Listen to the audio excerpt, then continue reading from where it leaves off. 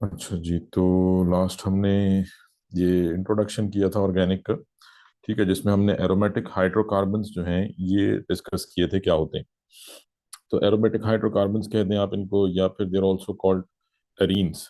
ठीक है, ये नाम मेरे ख्याल में शायद हमने डिस्कस किया था। तो aromatic hydrocarbons they are also known as arenes. तो एरीन्स क्या हैं? These are organic compounds which contain at least one benzene ring, या आप कहते हैं कि benzene and its derivatives are known as arenes। ठीक है, और फिर उसके बाद ये हमने कुछ स्ट्रक्चर जो है वो डिस्कस किए थे।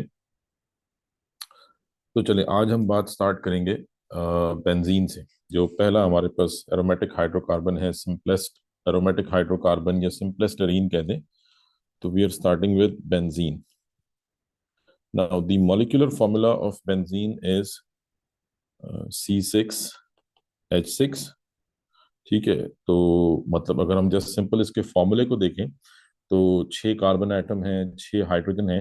And just by looking at this formula of benzene, one can assume that benzene जो है ये क्या है, इट इज हाईली सैचुरेटेड और अनसैचुरेटेड।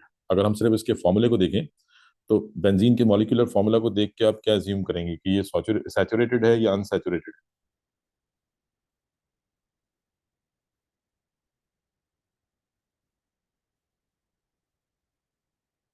जी बेटा। अनसैचुरेटेड, ठीक है।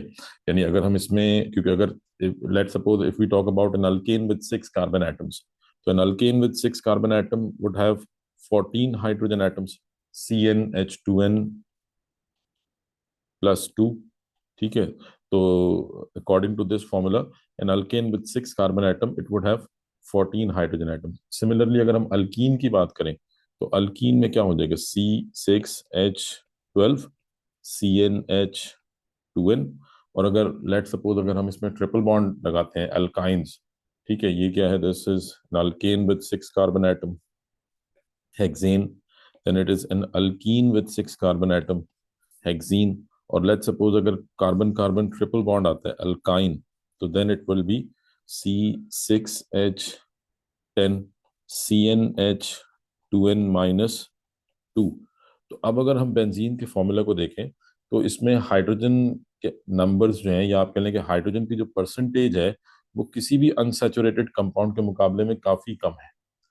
तो हम कह सकते हैं कि बेंजीन जो है, by looking at this formula we can say that benzene it is highly unsaturated. Benzene is highly unsaturated compound. ठीक है, क्योंकि इसमें हाइड्रोजन टू कार्बन रेशियो जो है वो काफी कम है, तो हम कह सकते हैं it is highly unsaturated compound. And if it is unsaturated compound, ठीक है, अब थोड़ा सा जरा हम इसकी स्ट्रक्चरल एनालिसिस में जाएंगे। बट उससे पहले चले हम थोड़ा सा इसकी प्रॉपर्टीज को डिस्कस कर लेते हैं। ठीक है, तो बेंजीन का मॉलिक्यूलर फॉर्मूला क्या हो गया? C6H6। अगर हम इसके MR की बात करें तो 6 कार्बन एटम है, 6 हाइड्रोजन एटम है, तो 78 जो है वो इसका मॉलिक्यूलर मास है। ठीक है, और अगर हम इसकी फिजिकल प्रॉपर्टीज की बात करें, फिजिकल प्रॉपर्टीज ऑफ बेंजीन, फिर हम स्ट्रक्चर पे आते हैं। तो फिजिकल प्रॉपर्टीज ऑफ बेंजीन, तो benzene is basically colourless liquid. ये रूम टेम्परेचर पे लिक्विड है। ठीक है, it is a colourless liquid. ठीक है, and it is insoluble in water. Colourless liquid है, इनसॉल्युबल इन वाटर, बिकॉज ये कम हाईली, या आप कह सकते हैं कि ये एक तरह से प्योरली नॉन पोलर कंपाउंड है। तो क्योंकि नॉन पोलर कंपाउंड है, दैट्स वाई इस मतलब वाटर के साथ किसी किस्म की अट्रैक्शंस डेवलप नहीं होती। That's why it is insoluble in water as it is pure in non polar compound. और वाटर क्योंकि पोलर कंपाउंड है, so that's why benzene is completely immiscible with water. ठीक है, एंड इसके अलावा बेंजीन जो है it is highly toxic substance.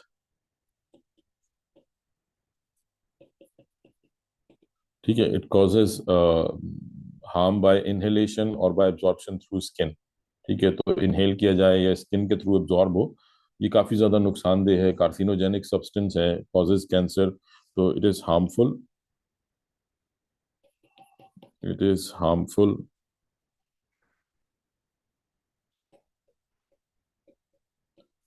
by absorption or inhalation, by absorption through skin or by inhalation। ठीक है जी, तो ये कुछ बेंजीन की कॉमन फिजिकल प्रॉपर्टीज हैं जो आपको ध्यान में रखनी है। ठीक है, ठीक है जी, क्लियर है यहाँ तक बात? इसमें कोई कंफ्यूजन, कोई क्वेश्चन? जस्ट हमने थोड़ा सा इसकी फिजिकल प्रॉपर्टीज को जरा डिस्कस किया है। हाँ जी, इसमें कोई कंफ्यूजन, कोई क्वेश्चन? ठीक हो गया। अच्छा, नेक्स्ट हम आ जाते हैं स्ट्रक्चर ऑफ बेंजीन। बेंजीन का स्ट्रक्चर जो है ये जरा हमें थोड़ा सा डिटेल में डिस्कस करना है, फिर उसके बाद हम केमिकल प्रॉपर्टीज की तरफ आएंगे। तो स्ट्रक्चर ऑफ बेंजीन, तो जैसे हमने स्टार्ट में बात की कि जी बेंजीन जो है ये, अगर हम इसके मॉलिक्यूलर फॉर्मूला को देखते हैं विच इज C6H6, तो by looking at this formula one can say that के it is a highly unsaturated compound. और अगर अनसैचुरेटेड है तो इसका मतलब यहाँ पे केमिकल रिएक्शंस कौन से फेवरेबल होंगे? एडिशन रिएक्शंस या सब्स्टिट्यूशन रिएक्शंस? हाँ जी, अगर हम इसके स्ट्रक्चर को देखें, जस्ट सिंपल अनसैचुरेशन को अगर जहन में रखें, तो इसमें कौन से रिएक्शंस ज्यादा फीजिबल होंगे? एडिशन रिएक्शंस या सब्स्टिट्यूशन रिएक्शंस? Substitution reaction. उसका रीजन क्या है?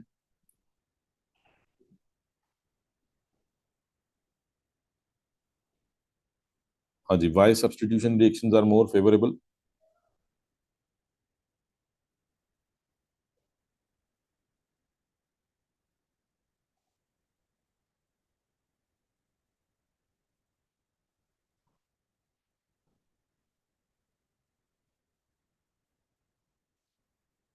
जी बेटा, why substitution reactions are more favourable, आप कहेंगे सब्स्टिट्यूशन रिएक्शंस जो हैं वो ज्यादा उनके चांसेस होंगे, तो उसकी वजह क्या है? किस बेसिस पे हम कह सकते हैं कि बेंजीन में सब्स्टिट्यूशन रिएक्शन के चांसेस ज्यादा होंगे?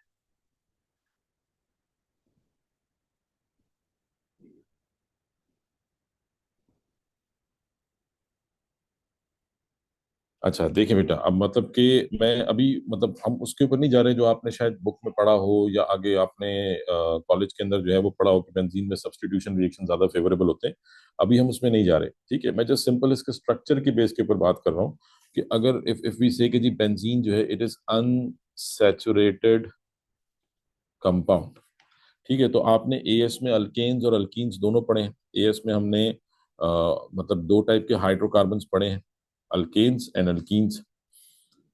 ठीक है, हाइड्रोकार्बन्स जो हैं ये आपने दो टाइप के पढ़ रखे हैं, अल्केन्स एंड अल्कीन्स। और अल्केन्स में आपने कौन से रिएक्शंस पढ़े थे?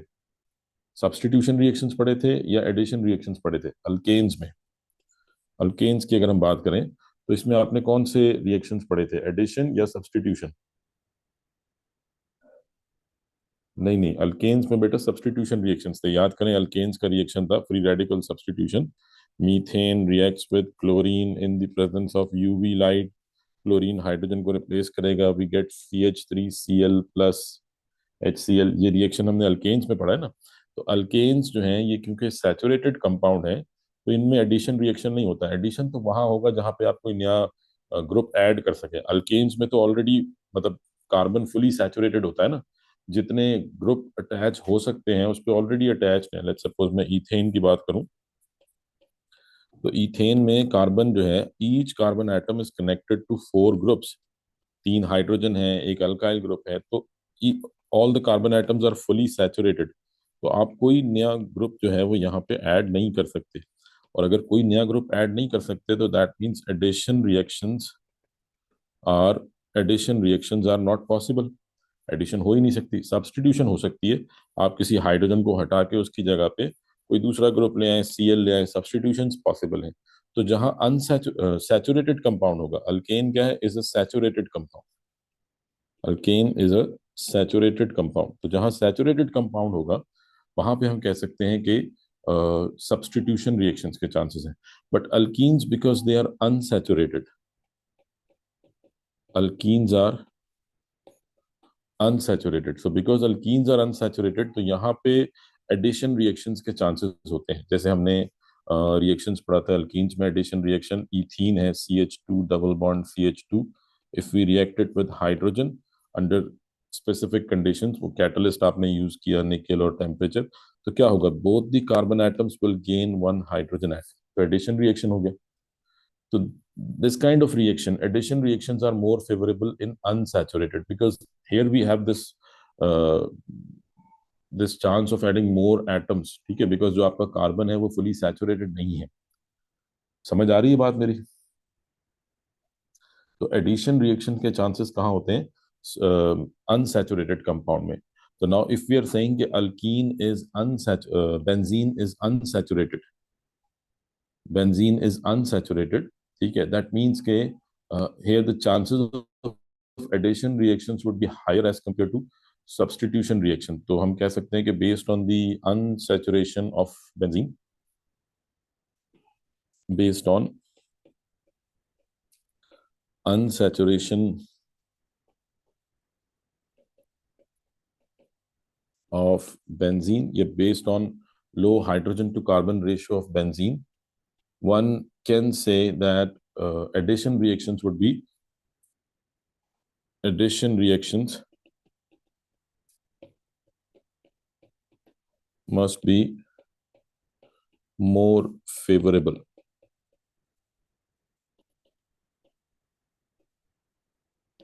ठीक है जी, एडिशन रिएक्शंस के चांसेस ज्यादा होने चाहिए बिकॉज हाईली अनसैचुरेटेड है, तो इजीली पाई बॉन्ड ब्रेक होने चाहिए और नए एडिशन रिएक्शंस के थ्रू नए ग्रुप आके ऐड हो, तो एडिशन रिएक्शन के चांसेस ज्यादा होने चाहिए। But practically when we observe the chemical reaction of benzene, तो वी गेट टू नो कि बेंजीन में सब्स्टिट्यूशन रिएक्शन के चांसेस ज्यादा है। ठीक है, in case of benzene, but in case of benzene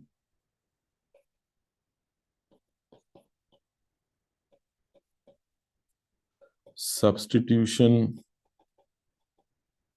reactions are more favorable। ठीक है, in case of benzene substitution reactions are more favourable, ज्यादा चांसेस हो जाते हैं। तो ये एक थोड़ा सा आप कह लें कि दिस वाज अनएक्सपेक्टेड। ठीक है, जिस जिस टाइम पे बेंजीन का स्ट्रक्चर, बेंजीन एक्सट्रैक्ट हुआ, ठीक है, ये हम मतलब बहुत पुरानी बात कर रहे हैं, समझे 1825 1826, eight that time benzene was extracted from petroleum. ठीक है, तो हमने कोई ज्यादा मतलब हिस्टोरिकल डिटेल्स में नहीं जाना, बट जस्ट मैं थोड़ा सा यहाँ पे आपका माइंड क्लियर करना चाह रहा हूँ। ठीक है, तो आप यूँ समझे कि एट दैट टाइम जब बेंजीन के रिएक्शंस को स्टडी किया गया, तो पता लगा कि benzene undergo substitution reactions more easily as compare to addition. तो दिस वाज अनएक्सपेक्टेड बिकॉज हमने ये पढ़ रखा है कि अनसैचुरेटेड कंपाउंड्स में एडिशन रिएक्शन के चांसेस ज्यादा होंगे। ठीक है, तो एक जो पहला प्रॉब्लम बेंजीन के स्ट्रक्चर को लेके जो पहला प्रॉब्लम स्टार्ट हुआ, वो ये प्रॉब्लम था कि इसमें सब्स्टिट्यूशन रिएक्शन ज्यादा इजीली हो जाते हैं as compare to addition reactions. तो पहला प्रॉब्लम हुआ। ठीक है, उसके बाद दूसरा, अच्छा ये चीज ध्यान में रखें थोड़ा सा, हम जरा मतलब एक पॉइंट अगर आप ध्यान में रखें कि बेंजीन का जो benzene was extracted from petroleum in around 1825। ये ईयर्स वगैरह आपको ऐसा याद रखने की जरूरत नहीं है, बट थोड़ा सा क्योंकि आप टॉपिक स्टार्ट कर रही हैं, तो आपको थोड़ा सा इसका आइडिया होना चाहिए स्ट्रक्चर को लेके। तो अब क्या था कि एट दैट टाइम जो साइक्लिक स्ट्रक्चर्स थे उनका कॉन्सेप्ट नहीं था। ठीक है, तो पहली चीज जो बेंजीन के स्ट्रक्चर के बारे में जहन में आती है वो ये कि जी it must be highly unsaturated. Secondly, मतलब हमारे जहन में बेंजीन का स्ट्रक्चर यही था कि वो स्ट्रेट चेन होगा। ठीक है, अगर 6 कार्बन 6 हाइड्रोजन है, तो इनिशियली जो बेंजीन के स्ट्रक्चर प्रपोज किए गए वो कुछ इस टाइप के थे। लेट सपोज 6 कार्बन है, 1 2 3 4 5 6। ठीक है, अब सपोज आपने कह दिया कि यहाँ पे डबल बॉन्ड है, इधर ट्रिपल बॉन्ड लगा देते हैं, इधर डबल बॉन्ड। तो अब अगर आप देखें यहाँ 2 हाइड्रोजन एटम्स आ जाएंगे, 1 और फिर 1 और ये 2। तो अगर आप काउंट करें तो दिस इज C6H6। तो वन कैन से कि जी बेंजीन का स्ट्रक्चर इस टाइप का पॉसिबल है, इस टाइप का स्ट्रक्चर, क्योंकि आप देख लें 6 carbon atom 6 hydrogen atom, molecular formula justify हो रहा है और अनसैचुरेटेड स्ट्रक्चर भी है। ठीक है, देन अगर मैं चाहूँ तो एक और तरीके से भी बना सकता हूँ। लेट सपोज यही 6 कार्बन है और हम चाहें तो मैं यहाँ पे ट्रिपल बॉन्ड लगा दूं और यहाँ ट्रिपल बॉन्ड लगा दूं। अब अगर हम देखें, one hydrogen, then two hydrogen, two hydrogen और वन हाइड्रोजन, तो ये भी C6H6 है। तो इनिशियली कुछ इस टाइप के स्ट्रक्चर्स जो है वो सोचे गए, because at that time cyclic structures का कॉन्सेप्ट नहीं था, but then later on these structures were rejected. ठीक है, तो ये थोड़ा सा आपके माइंड क्लियर होना चाहिए कि वाई स्ट्रेट चेन स्ट्रक्चर्स और why unbranched structures were rejected for benzene. इस टाइप के जो स्ट्रक्चर थे, इनको रिजेक्ट क्यों किया गया, क्या रीजन था। तो यहाँ से आपको बेंजीन के बारे में एक बड़ी इंपॉर्टेंट डिटेल जो है वो पता लगेगी। यानी सिंपल क्वेश्चन क्या है हमारा कि why straight chain structures of benzene were rejected. ठीक है, ये रिजेक्ट किस बेसिस पे हुआ। तो एक तो बेंजीन के स्ट्रक्चर को लेके जो कंफ्यूजन थी वो क्या थी, वो हमने डिस्कस कर ली कि why substitution reactions are more favourable. Now the second thing is कि why straight chain structure is not possible. तो सपोज अगर हम कह रहे हैं कि जी बेंजीन में सब्स्टिट्यूशन रिएक्शन के चांसेस ज्यादा है, ठीक है, चले मान लिया। अब अगर हम लेट सपोज इस स्ट्रक्चर को बेंजीन का स्ट्रक्चर मान लें, late suppose if this is the structure of benzene, और अगर हम यहाँ पे सब्स्टिट्यूशन करते हैं तो क्या चांस है कि यहाँ से हाइड्रोजन जाएगा और इसकी जगह पे क्लोरीन आके लग जाएगा। ठीक है, इसको बात को समझिएगा। तो लेट्स से अगर यहाँ से एक हाइड्रोजन जाता है, इसकी जगह पे क्लोरीन आके लगता है, तो ये कौन सी पोजीशन काउंट होगी, carbon number 1। So that means कि जब पहला क्लोरीन आके अटैच होगा, that would be called mono substituted product. पहला हाइड्रोजन गया, उसकी जगह पे Cl आके अटैच हुआ, तो जो प्रोडक्ट बनेगा वो क्या कहलाएगा, मोनो सब्स्टिट्यूटेड प्रोडक्ट। ठीक है जी, मोनो सब्स्टिट्यूटेड प्रोडक्ट। तो अब वो मोनो सब्स्टिट्यूट, अगर हम सपोज इसको स्ट्रक्चर मान रहे हैं बेंजीन को, मैं दोनों को लेकर डिस्कस नहीं करूंगा, सिर्फ एक से ही आपको बात समझ में आ जाएगी। तो सपोज अगर हम इस स्ट्रक्चर को बेंजीन का स्ट्रक्चर माने, तो मोनो सब्स्टिट्यूशन में यहाँ पे Cl आके अटैच हो सकता है, this would B carbon number 1। और ये भी चांसेस हैं कि यहाँ से हाइड्रोजन जाए तो Cl यहाँ भी आके अटैच हो सकता है, तो that means carbon number 2। So that means we can get multiple mono substituted products if benzene has this structure. अगर बेंजीन का स्ट्रक्चर ऐसा होता तो क्या होना था फिर, अगर आप सब्स्टिट्यूशन करते तो, यानी in case of straight chain structures we will get multiple mono substituted products. ठीक है, तो if the structure of benzene is straight chain, if the structure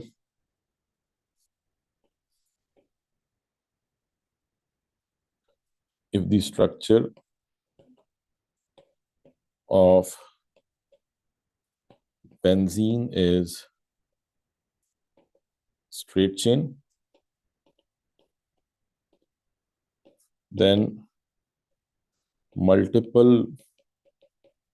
mono substituted products are possible.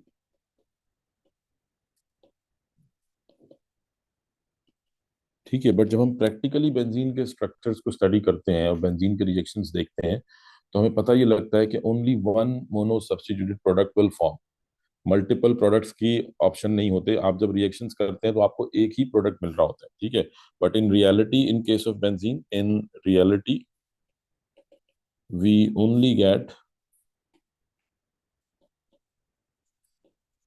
One product. ठीक है, आपको multiple products नहीं मिल रहे होते, जिससे ये चीज कंक्लूड हो जाती है कि ये मतलब this is not the structure of benzene, because अगर ये होता तो आपको एक से ज्यादा प्रोडक्ट मिलने थे।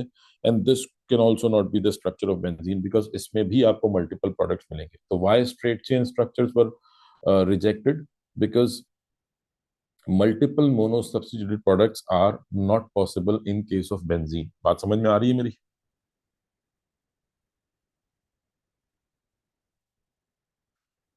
ठीक है, तो ये दो मेजर रीजंस थे जिसकी वजह से बेंजीन के स्ट्रक्चरल एनालिसिस में जो है वो स्टार्ट में प्रॉब्लम्स आई कि why substitution reactions are not, why substitution reactions are more feasible, why mono substitute, why we only get one mono substituted product from benzene. ठीक है, तो इसके अलावा और भी कुछ प्रॉब्लम्स थी, बट हम ज्यादा अब डिटेल में नहीं जाते। अब आपको बात समझ में आ गई होगी कि स्ट्रक्चरल एनालिसिस ऑफ बेंजीन जो है वो क्यों इतना जरूरी है। ठीक है, अच्छा, फिर इसमें जो मेजर, पहली जो मेजर अचीवमेंट हुई, दैट वाज बाय ऑगस्ट कैक्यूले। ठीक है, इसने अराउंड 1865 में, अब देखें 1825 में benzene was extracted from petroleum, then in 1865, almost after around 40 years, Kekule gave the to some extent a correct structure of benzene। ठीक है, तकरीबन 40 साल के बाद 1865 में बेंजीन का साइक्लिक स्ट्रक्चर जो है वो दिया गया। ठीक है, and that was the structure given by Kekule. असल में ये मैं सारी डिटेल्स इसलिए डिस्कस कर रहा हूँ कि आपको थोड़ा सा स्ट्रक्चर का सही तरीके से आइडिया हो जाए, उसके बाद आपको रिएक्शंस वगैरह समझने में बहुत आसानी होगी। ठीक है, तो कैक्यूले स्ट्रक्चर जो है, दिस वाज, ठीक है, ही सेट के जी बेसिकली 6 कार्बन एटम है। ठीक है, लेट सपोज ये एक कार्बन है, फिर ये सेकंड कार्बन, इसने साइक्लिक स्ट्रक्चर प्रपोज किया कि ये बेसिकली बेंजीन का जो स्ट्रक्चर है ये स्ट्रेट चेन स्ट्रक्चर नहीं है, ये साइक्लिक स्ट्रक्चर है। ठीक है, और ईच कार्बन एटम इज, यानी आप कह लें कि ऑल्टरनेट पोजिशंस के ऊपर डबल बॉन्ड मौजूद है। ऑल्टरनेट पोजिशंस के ऊपर डबल बॉन्ड है, that means each carbon atom is making 3 bonds, 2 sigma bond है, एक पाई बॉन्ड है, and each carbon atom has a hydrogen atom attached to it as well। ठीक है, हर कार्बन के साथ एक हाइड्रोजन एटम मौजूद है। So this was the structure given by Kekule. अच्छा, बट इससे हमारा वो प्रॉब्लम तो सॉल्व हो जाता है मोनो सब्स्टिट्यूटेड प्रोडक्ट वाला, क्योंकि अगर आप देखें तो यहाँ पे हर कार्बन अब आइडेंटिकल है। Each carbon is making 3 sigma bonds, 1 2 3, और हर कार्बन एक पाई बॉन्ड बना रहा है। अगर आप देखें each carbon is making a pi bond, और इसमें अगर हम हाइब्रिडाइजेशन देखें कार्बन की, जी कार्बन की हाइब्रिडाइजेशन क्या है,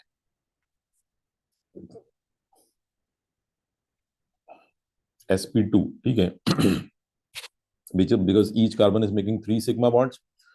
ठीक है, 1 2 3, 3 सिग्मा बॉन्ड्स हैं, दैट मीन्स के it is sp2 hybridization। So because each carbon is sp2 hybridized, so we can say that all the carbon atoms are identical। अगर हम ये cyclic structure मान लें तो all the carbon atoms are identical, and because they are identical, तो इसका मतलब क्या हुआ कि जो पहला सब्स्टिट्यूएंट आएगा, let's suppose if x is the substituent, तो ये किसी भी कार्बन पे जाके अटैच हो सकता है, और जहां भी जाके ये अटैच होगा, लेट्स सपोज ये इस हाइड्रोजन को रिप्लेस कर सकता है, ये इस हाइड्रोजन को रिप्लेस कर सकता है, ये किसी भी हाइड्रोजन को रिप्लेस कर सकता है, और जिसको भी ये रिप्लेस करेगा that carbon will become the carbon number 1। Let's suppose अगर ये यहाँ आके अटैच होगा इस एच को निकाल के, तो this carbon will become carbon number 1। अगर ये इधर आके अटैच होता है इस कार्बन के साथ इस हाइड्रोजन को रिमूव करके, तो then it will become carbon number 1। तो साइक्लिक स्ट्रक्चर से, कैक्यूले स्ट्रक्चर से ये तो प्रॉब्लम हल हो गया कि we can only get one mono substituted product. तो वो तो प्रॉब्लम रिजॉल्व हो गया। हाँ जी, क्लियर है बात?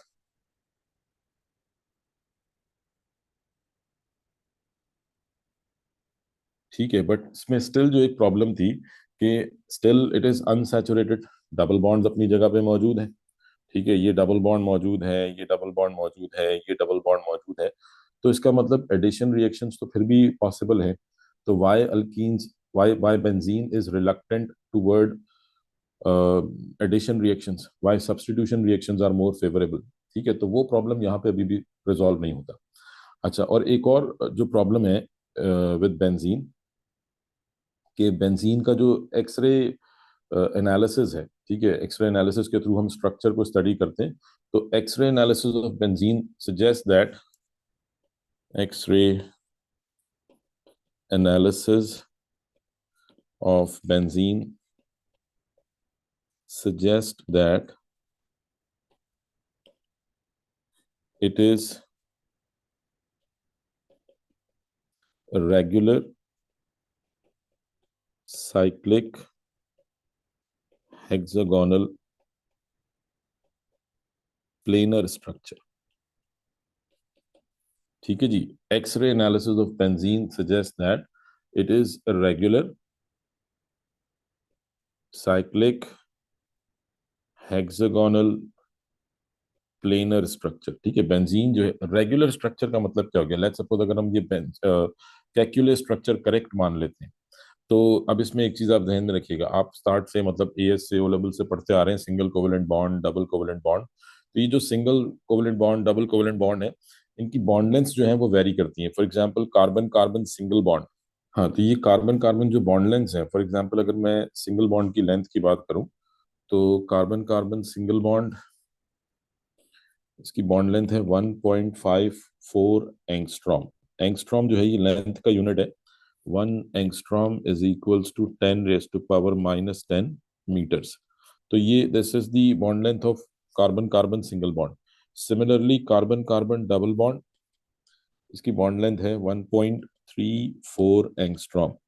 तो अब अगर हम कैलकुलेट स्ट्रक्चर करेक्ट माने, तो इसका मतलब ये जो सिंगल बॉन्ड है इसकी लेंथ ज्यादा होगी और डबल बॉन्ड की लेंथ कम होगी। तो दैट मीन्स कि ये रेगुलर स्ट्रक्चर नहीं होगा, ये कुछ इरेगुलर टाइप का स्ट्रक्चर इस टाइप का बन जाएगा। कार्बन सिंगल बॉन्ड,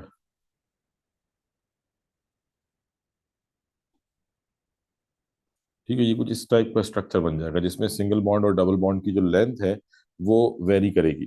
ठीक है। और बट इन रियलिटी बेंजीन के केस में क्या है कि जो आप कह लें कि इन केस ऑफ बेंजीन जो कार्बन कार्बन बॉन्ड लेंथ है, the bond length in case of benzene is 1.39 angstrom, means के it is somewhere between single and double bond. तो बेसिकली ये जो बॉन्ड्स हम यहाँ देख रहे हैं, इन इन रियलिटी जो एक्चुअल स्ट्रक्चर है बेंजीन का, उसमें तमाम कार्बन एटम्स के दरमियान जो बॉन्ड लेंथ है दैट इज 1.39 एंगस्ट्रॉम, सिंगल और डबल बॉन्ड के इन बिटवीन है। तो Kekule was unable to explain this thing, ठीक है, कि how it is regular structure, अगर सिंगल और ऑल्टरनेट सिंगल और डबल बॉन्ड है तो फिर ये रेगुलर स्ट्रक्चर कैसा हुआ, फिर इसको इरेगुलर स्ट्रक्चर होना चाहिए था। ठीक है, बात समझ में आ रही है? तो ये आगे चलकर आपको क्लियर हो जाएगा कि ये किस वजह से ये सारी बॉन्ड लेंथ सेम है। बट अभी तक ये बात समझ में आई है? ठीक है। तो मतलब this was something Kekule was unable to explain, he gave this structure. अच्छा, और अब यहाँ पे मैं एक चीज और आपसे डिस्कस करता हूँ कि अब लेट सपोज हम थोड़ा सा जरा अल्कीन्स के स्ट्रक्चर को डिस्कस करते हैं। सपोज हमारे पास एक मॉलिक्यूल है,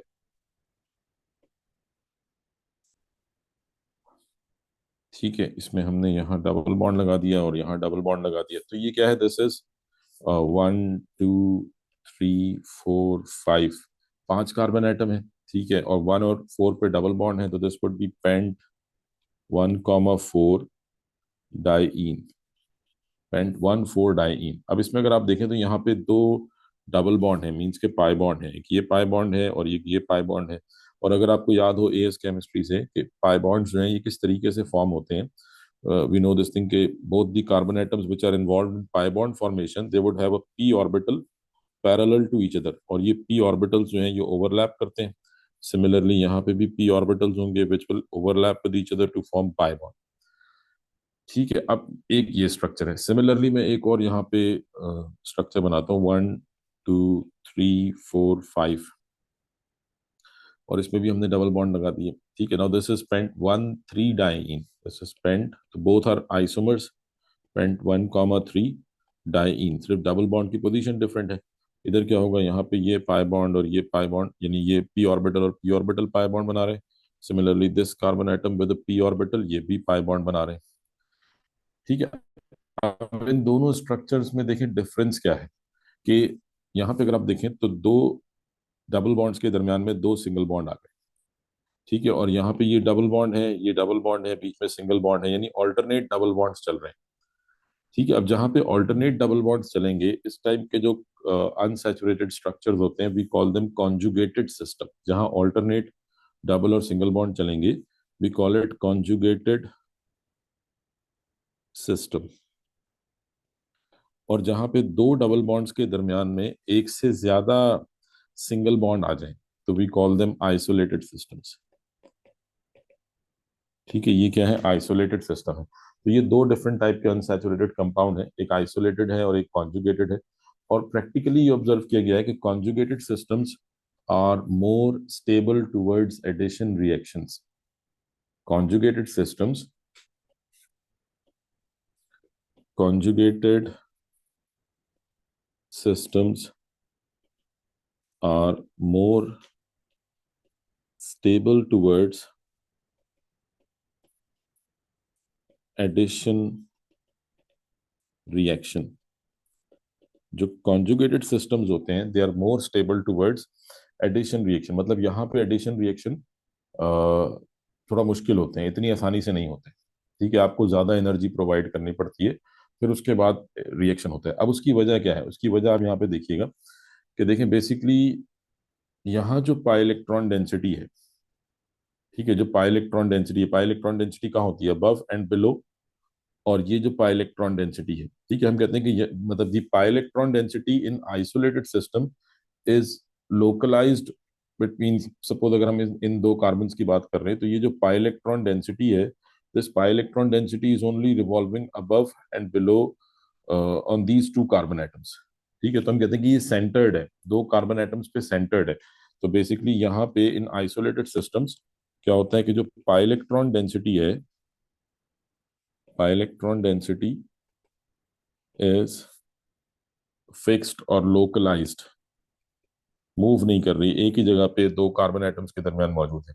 बट यहाँ पे in in case of conjugated system क्या होता है कि देखें पाई इलेक्ट्रॉन्स को मूव करने के लिए पी ऑर्बिटल्स रिक्वायर्ड होते हैं जो कि पैरेलल हों। तब जैसे ये दो कार्बन है, इनके पी ऑर्बिटल पैरेलल है। अब अगर आप देखें इस कार्बन के साथ जो लेफ्ट साइड पे कार्बन है उसके पास भी पी ऑर्बिटल है, और इसके जो राइट साइड पे कार्बन है इसके पास भी पी ऑर्बिटल है। That means this carbon can share its electron density with this carbon and it can share its electron density with this carbon as well. तो इस कार्बन के जो पाई इलेक्ट्रॉन है वो इधर भी मूव करेंगे और इधर भी मूव करेंगे। तो हम कहेंगे कि इस कार्बन के जो पाई इलेक्ट्रॉन्स हैं ये फिक्स्ड नहीं है, बल्कि क्या है, डीलोकलाइज्ड है। ठीक है, in conjugated systems pi electrons, pi electrons are delocalised. क्या होते हैं, डीलोकलाइज्ड होते हैं, means they can move, they can move. ठीक है, ये मूव कर सकते हैं। फॉर एग्जांपल इस कार्बन की पाई इलेक्ट्रॉन डेंसिटी यहाँ मूव कर सकती है और यहाँ भी मूव कर सकती है, इस कार्बन की पाई इलेक्ट्रॉन डेंसिटी यहाँ मूव कर सकती है। और तो ये देखें आप, एक क्लाउड बन गया पाई इलेक्ट्रॉन्स का इन चार कार्बन एटम्स पे। तो अब ये जो पाई इलेक्ट्रॉन्स हैं ये दो कार्बन पे फिक्स नहीं है, बल्कि ये इन चारों कार्बन के ऊपर मूव कर रहे हैं। और एक तरह से आप कह सकते हैं कि यहाँ पे एडिशनल बॉन्ड फॉर्म हो गया है। मतलब जैसे आप यूं कह लें कि इन दोनों कार्बन के दरमियान पाई बॉन्ड था और इस कार्बन ने इसके साथ भी पाई बॉन्ड बना लिया है। तो बेसिकली जो आपके पाई इलेक्ट्रॉन्स हैं ये डीलोकलाइज्ड हो गए हैं, ये इन चारों कार्बन पे मूव कर रहे हैं। And this provide an extra stability to the structure. क्योंकि अब क्या है, पहले अगर आपने इसको रिएक्शन में इन्वॉल्व करना है तो बॉन्ड्स को ब्रेक करने से पहले आपको इस डीलोकलाइजेशन को ब्रेक करना होगा। ये जो डीलोकलाइज एक्सटेंडेड डी, या आप कह लें कि एक्सटेंडेड पाई इलेक्ट्रॉन सिस्टम हम इसको कहते हैं। तो यहाँ पे क्या हुआ है, डीलोकलाइजेशन, जो पाई इलेक्ट्रॉन डेंसिटी है वो चार कार्बन एटम्स के दरमियान डिवाइड हो गई, तो ये पाई इलेक्ट्रॉन्स एक्सटेंड कर गए। ठीक है, तो आपको पहले तो इनकी लिंकिंग को ब्रेक करना पड़ेगा, डीलोकलाइजेशन को खत्म करना पड़ेगा, उसके बाद आप ये पाई बॉन्ड ब्रेक करेंगे। तो यहाँ आपको एडिशनल एनर्जी रिक्वायर्ड होती है, and that's why they are stable. And why this additional amount of energy is required to break this delocalisation, because यहाँ पे क्या हो रहा है, पाई इलेक्ट्रॉन मूव कर रहे हैं और ये जहां भी इलेक्ट्रॉन की रिक्वायरमेंट है ये वहां जाके इलेक्ट्रॉन देंगे और स्ट्रक्चर को स्टेबलाइज रखेंगे, स्टेबल रखेंगे। हाँ जी, बात समझ में आ रही है आपको मेरी?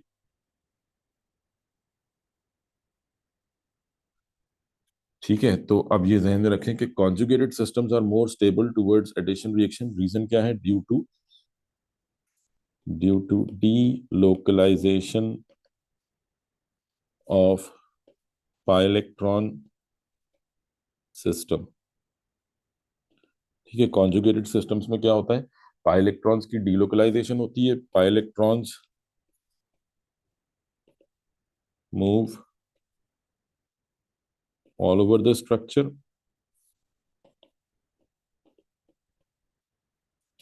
to stabilize and provide stability and provide stability. So to get it involved in chemical reaction, किसी भी ऐसे स्ट्रक्चर को जिसमें कॉन्जुगेशन है, इसको रिएक्शन में इन्वॉल्व करने के लिए first we have to break the delocalisation. पहले आपको पाई इलेक्ट्रॉन्स को एक जगह पे सेंटर्ड करना होगा, पहले उनको डीलोकलाइज, जो डीलोकलाइजेशन है उसको खत्म करना होगा, फिर वो बॉन्ड टूटेंगे। तो additional amount of energy is required. ठीक है, therefore additional amount of energy is required to break the delocalization. ठीक है, डीलोकलाइजेशन को ब्रेक करने के लिए extra amount of energy required होता है, और जिसकी वजह से, यानी यहाँ पे क्या है, लेट्स जस्ट से, मैं जस्ट एक एग्जांपल के तौर पे बात कर रहा हूँ कि सपोज इस बॉन्ड को ब्रेक करने के लिए आपको एनर्जी रिक्वायर्ड है 50 किलो जूल्स। ठीक है, तो आप 50 किलो जूल्स देंगे, बॉन्ड टूटेगा, रिएक्शन स्टार्ट हो जाएगा। और यहाँ भी बॉन्ड को ब्रेक करने के लिए कितनी एनर्जी रिक्वायर्ड होगी, 50 किलो जूल्स। बट आपको एडिशनल एनर्जी देनी पड़ेगी, लेट सपोज 10 किलो जूल्स आपको एडिशनल एनर्जी रिक्वायर्ड है टू ब्रेक द डीलोकलाइजेशन। तो इसका मतलब in addition to 50 kilo joules आप ये 10 किलो जूल्स और दे रहे हैं। तो जब तक आपके पास ये 10 किलो जूल्स एक्स्ट्रा नहीं होंगे रिएक्शन, तो this molecule will get involved in reaction if we provided 50 kilojoules of energy. But this molecule will only get involved in the reaction if it gets 60 kilojoules of energy. तो इसको ज्यादा energy required है, that's why it is more stable. So delocalization, it makes the molecule, it makes the compound more stable towards addition reaction. Ji clear है?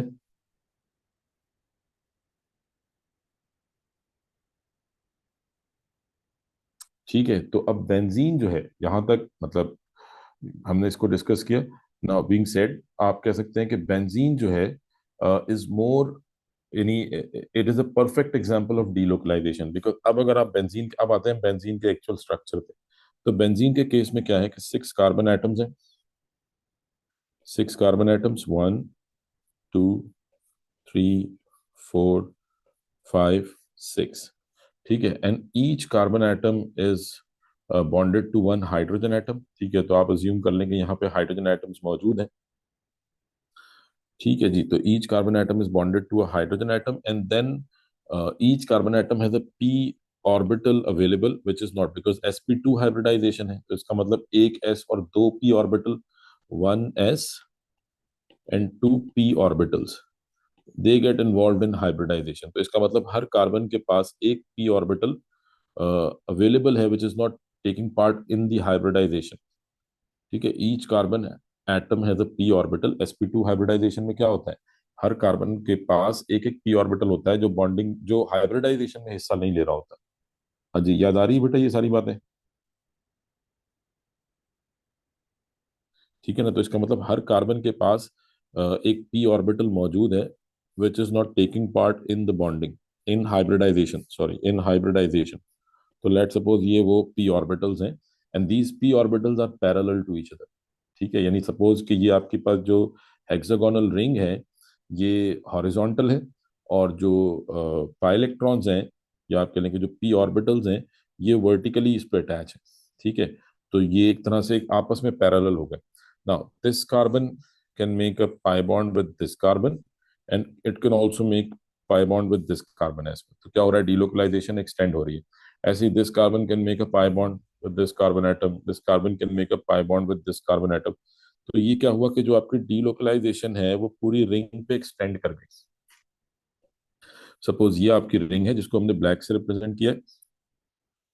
ठीक है, ये ring है जिसको ब्लैक से रिप्रेजेंट कर रहे हैं, और इसके ऊपर एक पाई इलेक्ट्रॉन डेंसिटी है जो रेड से शो हो रही है। ठीक है, ऐसे ही अगर आप देखें तो बिलो द रिंग भी पाई इलेक्ट्रॉन डेंसिटी है, this can make a pi bond. ठीक है, तो ये जो पाई इलेक्ट्रॉन डेंसिटी है, वी से कि पाई electron density above and pi electron density below.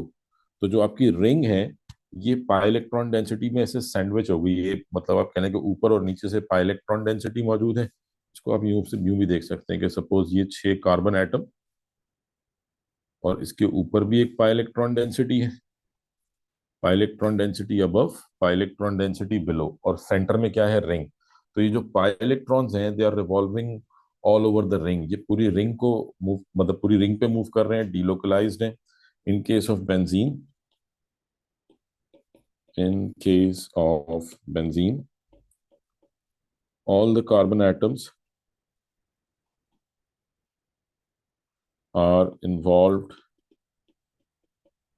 in pi bond formation due to which the pi electron density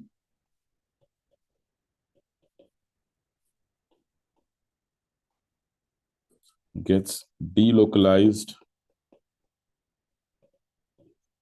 over the ring and provide extra stability। ठीक है, तो आप कह सकते हैं कि इस डीलोकलाइजेशन की वजह से क्या हो रहा है कि जो आपकी रिंग है इसको एक्स्ट्रा स्टेबिलिटी मिल रही है।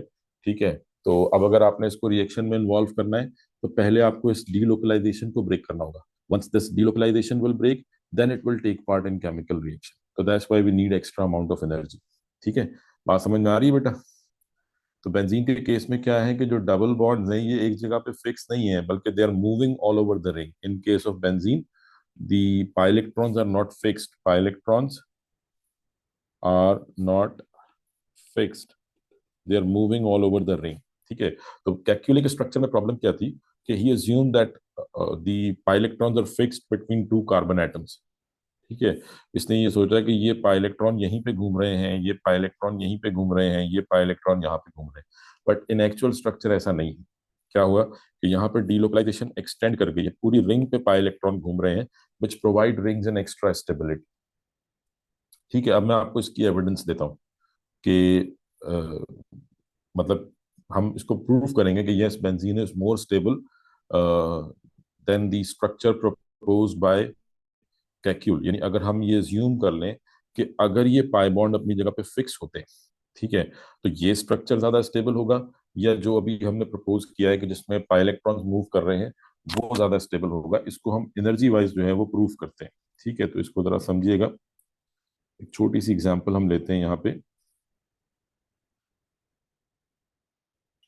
ठीक है, वैसे तो इसको पढ़ाया जाता है मतलब बेंजीन स्टेबिलिटी को हम एक्सप्लेन करने जा रहे हैं, बेसिकली मॉलिक्यूलर ऑर्बिटल ट्रीटमेंट कहलाती है।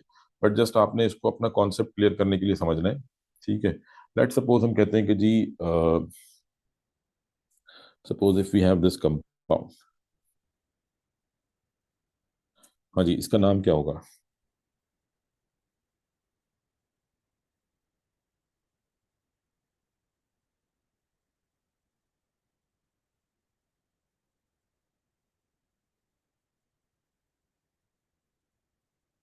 जी बेटा, इस कंपाउंड का नाम क्या होगा?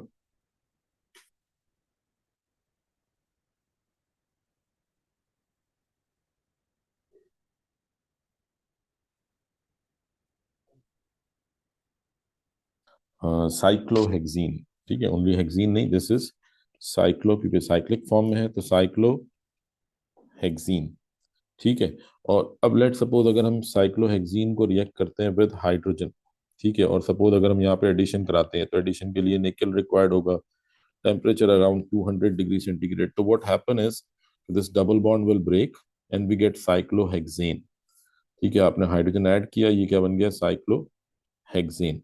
Now this addition reaction is an exothermic reaction. ठीक है, it is an exothermic reaction, तो दैट मीन्स ओवरऑल एनर्जी जो है वो रिलीज होगी, and the amount of energy that release in this process is minus 119 kilojoule kilojoule per mole। ठीक है, this is the amount of energy released when cyclohexene will react with hydrogen gas and we get cyclohexane। तो कितनी energy release हो रही है? 119 kilojoules per mole। ठीक है, कितनी एनर्जी, तो इसका मतलब हम ये कह सकते हैं। अच्छा, अब आप मुझे बताएं कौन सा स्ट्रक्चर ज्यादा स्टेबल है? साइक्लोहेक्सीन इज मोर स्टेबल और cyclohexane? Which one is more stable, cyclohexene or cyclohexane?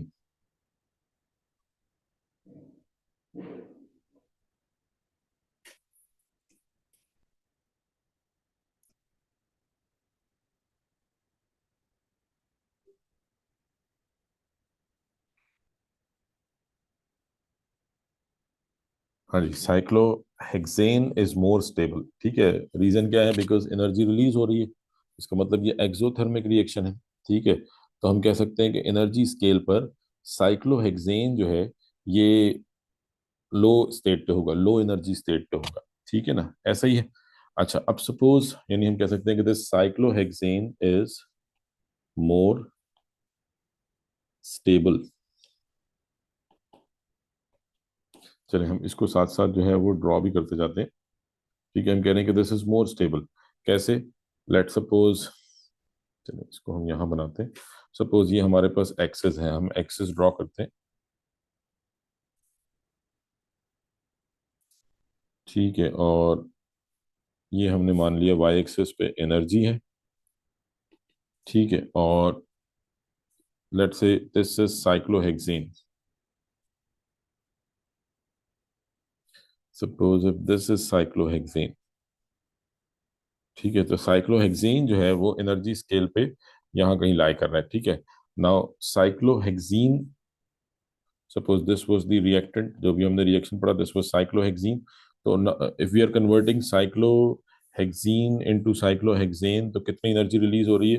The amount of energy release is -119 kilo joule, kilo joule per mole. तो दैट मीन्स के बिकॉज ये जो स्ट्रक्चर है ये energy scale पे लो है। ठीक है, इसकी एनर्जी की वैल्यू कम है, दैट मीन्स के इट इज मोर स्टेबल। समझ आ रही है ना बेटा मेरी बात आपको? अच्छा, अब सपोज अगर मैं कहता हूं कि instead of cyclohexene if we have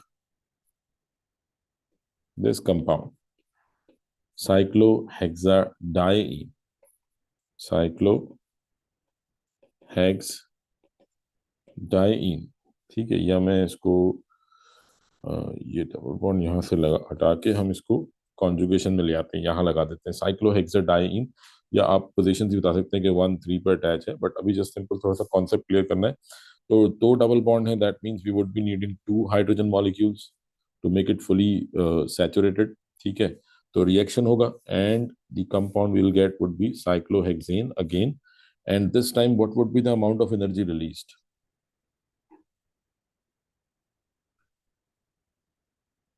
जी बेटा, कितनी एनर्जी रिलीज होगी आपके ख्याल में?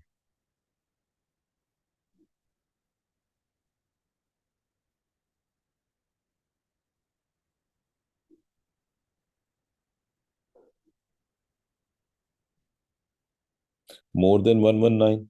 और आप यूं भी कह सकते हैं क्योंकि यहाँ पे दो डबल बॉन्ड है, तो आपने कहा जी इसको ब्रेक करने के लिए 119 किलो जूल और इसको भी ब्रेक करने के लिए 119 किलो जूल। तो it would be 2 times of 119 kilo joules per mole. So it could be 119 multiply by 2, which would be around 238। ठीक है, around 238। but the actual energy is, this would be around 238, but the actual energy that releases when we convert cyclohexadiene into cyclohexane, ठीक है, the actual amount of energy which release, this is what we expected कि जी इतनी energy release होनी चाहिए, but जो actual energy release हुई that was -231। तो बहुत ज्यादा कोई डिफरेंस नहीं है। ठीक है, और ये जो डिफरेंस आ रहा है we can say that this is due to conjugation, जो कॉन्जुगेशन हो रही है।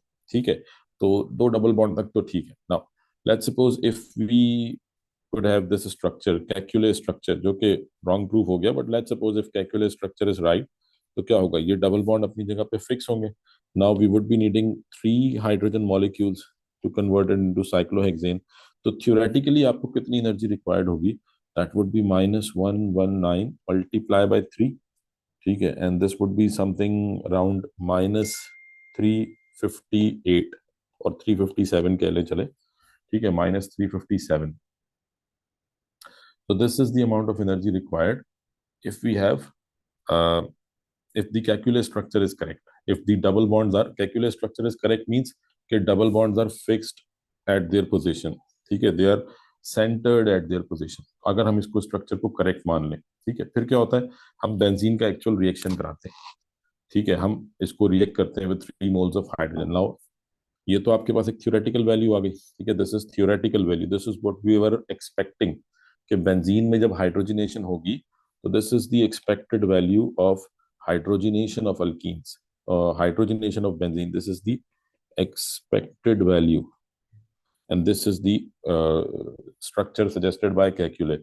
But in reality when we react benzene, suppose now this is the actual structure जिसमें हम इसको ऐसे रिंग से शो करते हैं सेंटर में, क्यों वो आपको अभी समझ में आ जाएगा। तो suppose this is actual structure benzene, और इसको जब रिएक्ट किया जाता है विद हाइड्रोजन तो we get cyclohexane, but the amount of energy which releases is not what we were expecting. it is much lower than what we were expecting, and this is -208 kilojoules per mole. ठीक है, तो ये कोई छोटा मोटा difference नहीं है। अगर आप देखें तो ये अराउंड 150 किलो जूल्स का डिफरेंस है। यानी हम सिंगल बॉन्ड के लिए हमने देखा, ऐसे ही डबल बॉन्ड में आपने क्या एज्यूम किया कि in case of double bond कितनी एनर्जी रिलीज होगी, डबल ऑफ सिंगल बॉन्ड। ठीक है, तो अराउंड ये कितनी हो गई, -231। यहाँ तक बात सही थी। बट जब मतलब हमने ट्रिपल बॉन्ड के लिए देखा है, सॉरी, 3 डबल बॉन्ड्स के लिए आप देख रहे हैं जिसमें डबल बॉन्ड अपनी जगह पे फिक्स्ड है, तो कितनी एनर्जी आपने एक्सपेक्ट कीजिए, कितना डिफरेंस आना चाहिए, -358 इतना डिफरेंस आना चाहिए। बट एक्चुअल में बेंजीन का स्ट्रक्चर, मतलब एक्चुअल डिफरेंस कितना आ रहा है, -208। दैट मीन्स कि ये जो स्ट्रक्चर आप अज्यूम कर रहे हैं, बेंजीन इससे एनर्जी स्केल पर काफी नीचे है, तभी तो डिफरेंस कम होगा ना। तो बेंजीन इज समवेयर हेयर, यानी ये 231 से भी नीचे आ रहा है। So let's say this is the actual structure of benzene.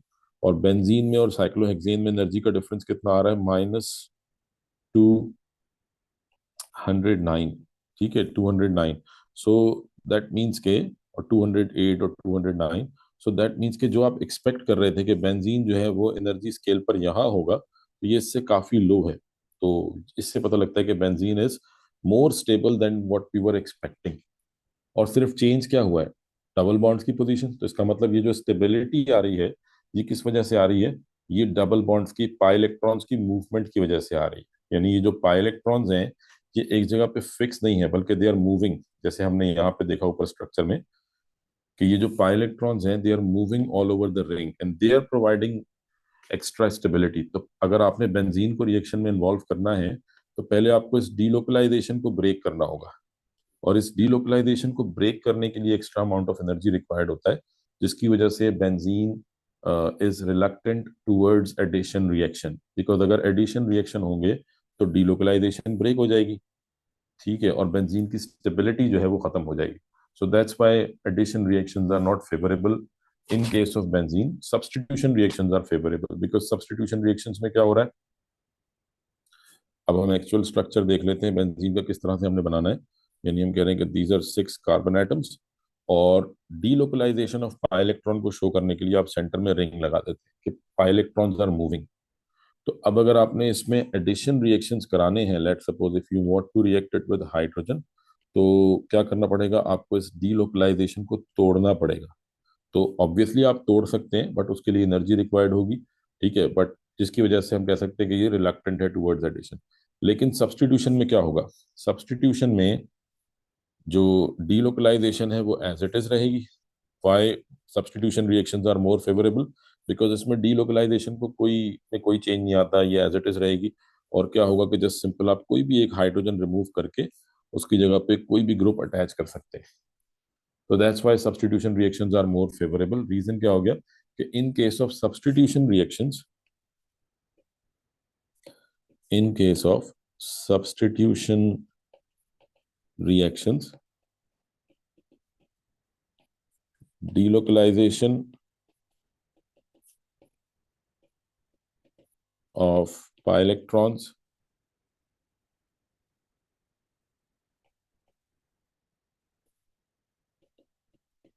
remain intact। ठीक है, तो स्टेबिलिटी जो है वो इंटैक्ट रहती है, जिसकी वजह से substitution reactions are more favouring. ठीक है, तो मोनो सब्स्टिट्यूटेड प्रोडक्ट की बात भी हम पहले ही कर चुके हैं, अब ये स्टेबिलिटी की बात भी हो गई। तो अब लास्ट में देख लें, डिटेल में इसके स्ट्रक्चरल एनालिसिस कर लेते हैं। यानी हम कह रहे हैं कि बेंजीन के केस में क्या है, 6 carbon atoms are connected to each other in cyclic form, and each carbon atom has a hydrogen attached to it। ठीक है, तो बेंजीन का जो स्ट्रक्चर है ये क्या हो गया, it is hexagonal ring. Hexagonal ring है, प्लेनर स्ट्रक्चर है। ठीक है, all the carbon and hydrogen are on the same plane because sp2 hybridisation है। तो sp2 हाइब्रिडाइजेशन में जितने भी एटम्स होंगे वो प्लेनर स्ट्रक्चर में होंगे। और तमाम कार्बन एटम जो है ये पाई इलेक्ट्रॉन, यानी this can make a pi bond with this carbon, it can make a pi bond with this carbon. तो जो पाई इलेक्ट्रॉन डेंसिटी है ये डीलोकलाइज्ड है ओवर द रिंग, तो हम इसको साइक्लिक आप कह लें कि सर्कल से जो है वो शो कर देते हैं। एक रिंग आपने सेंटर में बना दिया कि deal electrons are moving all over the ring, ठीक है। और जो बॉन्ड एंगल्स होंगे अराउंड 120 डिग्रीज। sp2 हाइब्रिडाइजेशन है, कार्बन कार्बन हाइड्रोजन, कोई सा भी बॉन्ड एंगल अगर आप देखेंगे दिस बॉन्ड एंगल और this bond angle it would be 120 degree, ठीक है। कोई सा भी कार्बन कार्बन हाइड्रोजन कह लें या हाइड्रोजन कार्बन हाइड्रोजन कह दें, ठीक है। तो any bond angle if you want to measure it would be 120 degrees, it would be 120 degrees. So hexagonal structure है, प्लेनर स्ट्रक्चर है, sp2 हाइब्रिडाइजेशन है, 120 डिग्री बॉन्ड एंगल्स हैं, all the carbon atoms all the bond lengths are equal, ठीक है। एक और जो point आपको ध्यान में रखना है, all the bond lengths are equal, ठीक है जी। तो ये कुछ स्ट्रक्चरल डिटेल्स हैं बेंजीन के केस में, और ये हमने इसका स्ट्रक्चर जो है वो डिटेल में डिस्कस कर लिया। हाँ जी, कोई क्वेश्चन इसमें?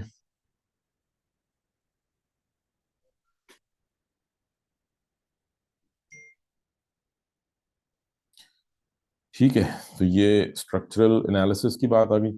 अब आ जाते हैं हम next, chemical properties of benzene.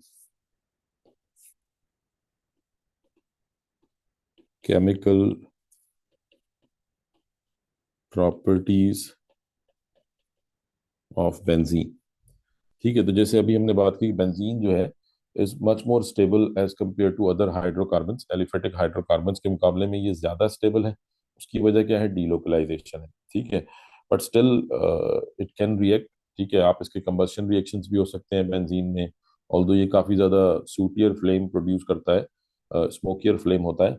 और जो मेन रिएक्शन हमने यहाँ पर डिस्कस करने, वो है सब्स्टिट्यूशन रिएक्शंस, एडिशन रिएक्शंस और ऑक्सीडेशन रिएक्शन। तो सबसे पहले हम बात स्टार्ट करेंगे जो सबसे इंपॉर्टेंट रिएक्शन है बेंजीन का, सब्स्टिट्यूशन रिएक्शंस,